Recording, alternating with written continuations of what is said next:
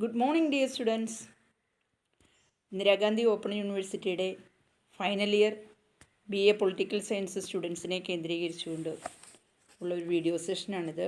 BPAC 114. ആ പേപ്പറിൻ്റെ name എന്താണെന്നറിയാമോ? Contemporary issues and concerns in Indian administration എന്നുള്ള ആ ഒരു ഭാഗത്തു നിന്ന് ഒന്നാമത്തെ യൂണിറ്റുമായി ബന്ധപ്പെട്ട് ഗ്ലോബലൈസേഷൻ, അതിനോടനുബന്ധിച്ചുള്ള എന്താണ് ഗ്ലോബലൈസേഷൻ, അതിൻ്റെ സവിശേഷതകൾ എന്തെല്ലാമാണ്, ഇങ്ങനെയുള്ള കാര്യങ്ങൾ ഞാൻ നിങ്ങൾക്ക് ഷെയർ ചെയ്തിരുന്നു. എന്നെ പരിചയപ്പെടുത്താം. ഇഗ്നോയുടെ ടീച്ചർ എന്ന രീതിയിൽ പ്രവർത്തിച്ചു പോരുന്നുണ്ട്.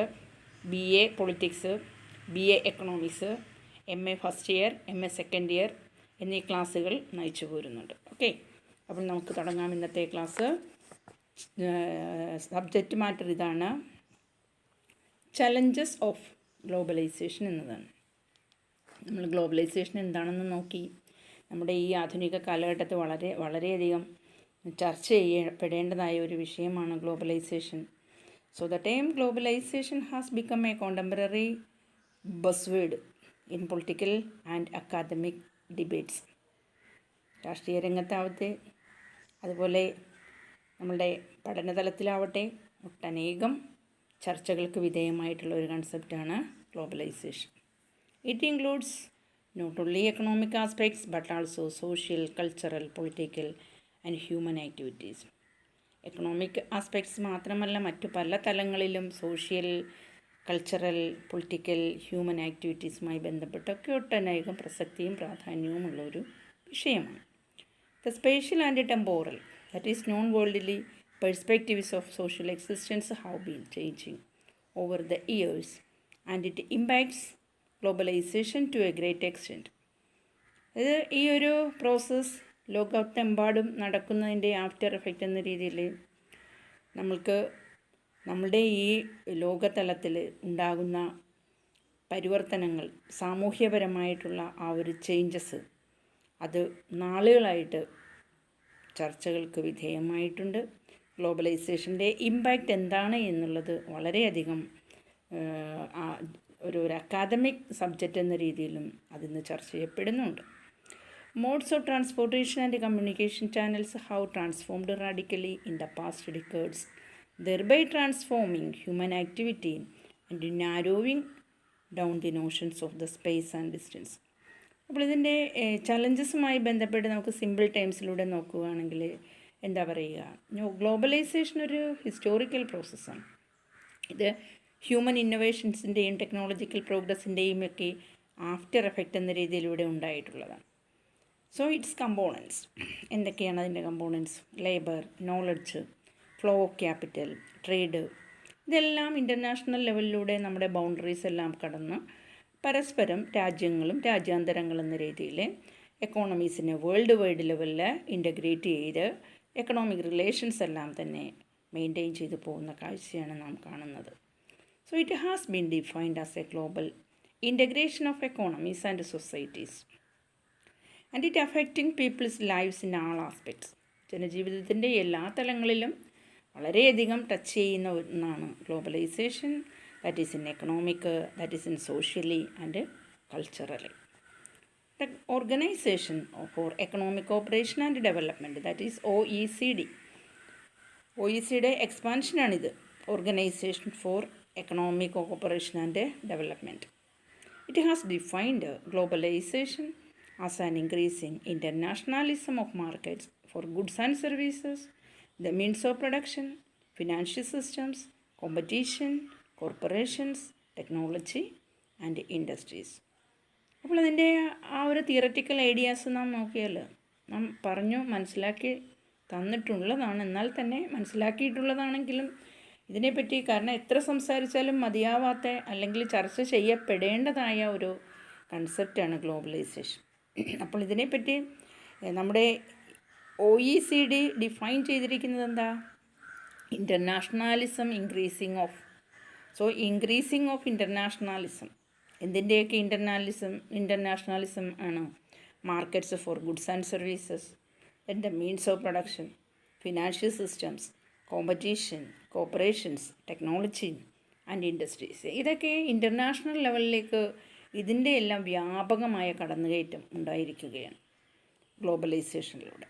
It has also given rise to increased mobility of capital movement പോസിബിളാക്കുന്നു, ടെക്നോളജിക്കൽ ഇന്നോവേഷൻസ് ഫാസ്റ്റർ പ്രൊപ്പഗേഷൻ സാധ്യമാക്കുന്നു, increased interdependency, then also national മാർക്കറ്റിൻ്റെ യൂണിഫോമിറ്റിയും സാധ്യമാക്കുന്നു. അപ്പോൾ ഇതിൻ്റെ ഒരു ചലഞ്ചസിനെ പറ്റി നാം നോക്കുമ്പോഴേക്കും ഗ്ലോബലൈസേഷൻ്റെ ആ ഒരു എവല്യൂഷൻ എന്താണ് എന്നുള്ളത് നമ്മൾ നോക്കണം. മീനിങ് ഓഫ് ഗ്ലോബലൈസേഷൻ, അതുപോലെ തന്നെ നമുക്കതിൻ്റെ ആ ചലഞ്ചസിലേക്കാണ് നമുക്കിനി നോക്കേണ്ടത് എന്നുള്ളതാണ്. എന്തെല്ലാം ചലഞ്ചസാണ് നമ്മൾ ഗ്ലോബലൈസേഷനുമായി ബന്ധപ്പെട്ട് മനസ്സിലാക്കേണ്ടത് എന്നുള്ളതിനെ സംബന്ധിച്ച് നമുക്കൊന്ന് വിശദമായി പരിശോധിക്കാം. അപ്പോൾ ഗ്ലോബലൈസേഷൻ എന്താണെന്നും അത് ഏത് തരത്തിലാണ് ഇവിടെ വന്നിട്ടുള്ളതെന്നും ഒക്കെ നാം മനസ്സിലാക്കിയതാണ്. ഇനി നാം ഇന്ന് പരിശോധിക്കുന്നതിൻ്റെ ചലഞ്ചസിനെ കുറിച്ചാണ്. അപ്പോൾ ഈ ചലഞ്ചസുമായി ബന്ധപ്പെട്ട് നാം പരിശോധിക്കുമ്പോൾ എന്താണ്, it is an established fact that globalisation has transformed the modern world. It continues to streamline the way of people to business, travel and contact. So, as understood from the above discussion, globalization is the movement of goods, services, people across the borders, and it involves three main features. Features എന്തൊക്കെയാണ്? Internationalization of production accompanied by changes in structure of production. Then expansion of international trade in goods and services. Then also widening and deepening of global capital flows. അപ്പോൾ നാം ഇപ്പോൾ discuss ചെയ്യുന്ന subject matter challenges of globalisation എന്നുള്ളതാണ്. Then as we mentioned above, it is improbable that globalization will ever be reversed, although its speed of progression may vary. The growth of the era of globalization comes with its own set of challenges. This needed to be given great impetus so that the growth can be perceived in the right direction. Given below are some of the challenges of globalization along with the strategies to face them. എന്തെല്ലാമാണ് globalisation face ചെയ്യുന്ന challenges? അതായത് globalisation ഇങ്ങോട്ട് അതിൻ്റെ ഒരു പ്രക്രിയാധിഷ്ഠിതമായ പ്രവർത്തനത്തിലേക്ക് വന്നാൽ അതിനെ തിരിച്ച് പഴയ രൂപത്തിലേക്ക് കൊണ്ടുപോകാനായിട്ട് സാധിക്കില്ല. അത് തന്നെ എടുത്തു പറയട്ടെ. അപ്പോൾ ഇതിൻ്റെ പ്രോഗ്രസ് എന്ന് പറഞ്ഞിട്ടുണ്ടെങ്കിൽ എന്താ പറയുക, ആ സ്പീഡ് ഓഫ് പ്രോഗ്രഷൻ എന്ന് പറയുമ്പോഴേക്കും വേരി, അതിൽ വ്യതിയാനങ്ങൾ സംഭവിക്കാം. Growth of the era of globalisation that comes with its own set of challenges. ഒരുപാട് ചലഞ്ചസ് ഉണ്ട്. അതുകൊണ്ട് എന്തെല്ലാം ചലഞ്ചസാണ് ഇത് ഫേസ് ചെയ്യുന്നതെന്ന് നോക്കിയാലോ. First one, need for openness and transparency in public institutions. സുതാര്യത, പൊതുസ്ഥാപനങ്ങളുടെ സുതാര്യതയും അതുപോലെ തന്നെ നീഡ് ഫോർ ഓപ്പൺനെസ് എന്നുള്ളൊരു കാര്യം. എന്താ അത്? ട്രാൻസ്പെറൻസി എന്ന് പറയുന്നത് കറപ്ഷനെ ഇല്ലാതാക്കുന്നതിന് വേണ്ടിയുള്ള ഒരു ഫണ്ടമെൻ്റൽ ഫാക്ടറാണ്. കറപ്ഷനെ അത് പിടിച്ചു നിർത്തും ട്രാൻസ്പെറൻസി, സുതാര്യത ഉണ്ടായാൽ. അപ്പോൾ അതുകൊണ്ട് ഗവേണൻസ്, ഭരണം സുതാര്യമാവണം. അതാണ് ഇതിൻ്റെ ഏറ്റവും പ്രധാന കാര്യം. So transparency is A fundamental factor in arresting corruption. Open and transparent governance is important at all levels, central, state and local, to check corruption which threatens good governance, results in misallocation of resources, harms public and private sector interest, and distorts public policy. We all know that good number of public contracts are lost to corruption. അപ്പോൾ സുതാര്യത എന്നത് പ്രധാനമായിട്ടും അഴിമതിയെ ഇല്ലാതാക്കുന്നതിനുള്ള ഘടകം. ഭരണം അത് തുറന്ന ഒരു വാതായനമാവണം, എല്ലാവർക്കും അനുഭവവേദ്യമാവണം, സുതാര്യമാവണം. എന്നാലേ സ്റ്റേറ്റ് ലെവലിലും സെൻട്രൽ ലെവലിലും ലോക്കൽ ലെവലിലും ഉണ്ടാകുന്ന കറപ്ഷനെ നമുക്ക് പരിശോധനയ്ക്ക് വിധേയമാക്കുവാനായിട്ട് സാധിക്കും. ഈ കറപ്ഷൻ എന്നത് നല്ലൊരു ഭരണത്തിന് ഭീഷണി ഉയർത്തുന്ന ഘടകമാണ്. അങ്ങനെ കറപ്ഷൻ നിലനിൽക്കുന്നിടത്ത് അത് റിസോഴ്സസ്, വിഭവങ്ങളുടെ ദുരുപയോഗങ്ങൾക്കിടയാക്കുന്നു, പബ്ലിക് പ്രൈവറ്റ് സെക്ടർ ഇൻട്രസ്റ്റിനെ ദോഷകരമാക്കുന്നു, പബ്ലിക് പോളിസിയെ തടസ്സപ്പെടുത്തുന്നു. അതുകൊണ്ട് തന്നെ പബ്ലിക് കോൺട്രാക്ട്സ് എല്ലാം തന്നെ കറപ്ഷനിൽ നിന്നും വിമുക്തമായിരിക്കേണ്ടത് അത്യന്താപേക്ഷിതമാണ്.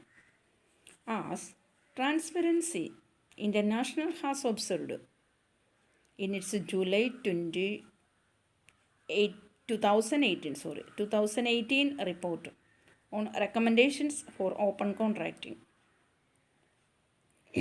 ട്രാൻസ്പെറൻസി ഇൻ്റർനാഷണൽ ഒബ്സർവ് ചെയ്യുന്ന ഒരു കാര്യം എന്താ, 2018 ജൂലൈയിൽ അവരുടെ റിപ്പോർട്ടിൽ റെക്കമെൻഡ് ചെയ്യുന്നത് എന്തെന്നാൽ ഓപ്പൺ കോൺട്രാക്റ്റിംഗ് ആണ് ആവശ്യം. അതിൽ പറയുന്ന കാര്യം ഇതാണ്: procurement is one of governments most economically significant activities, but it also poses one of the greatest public sector corruption risk.